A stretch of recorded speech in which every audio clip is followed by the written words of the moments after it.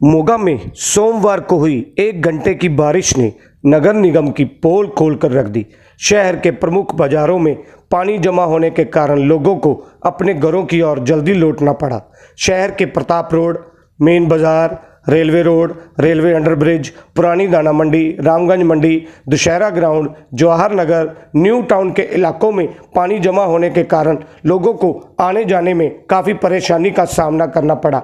वहीं पर railway underbridge पर पानी खड़ा होने के कारण लगभग आधे घंटे तक रेलवे रोड पर ट्रैफिक जाम रहा एवं लोगों को आधा घंटा ट्रैफिक की समस्या से परेशान होना पड़ा। गांवों से आए लोगों को रेलवे अंडरब्रिज पर ट्रैफिक जाम होने के कारण काफ़ी मुश्किलों का सामना करना पड़ा एवं वहीं पर मरीजों को ले जाने वाली गाड़ियां भी काफ़ी परेशानी में रहीं। मोगा शहर के सभी ओर पानी ही पानी नजर आ रहा था एवं शहर जलमग्न हो गया। PNC news bureau report.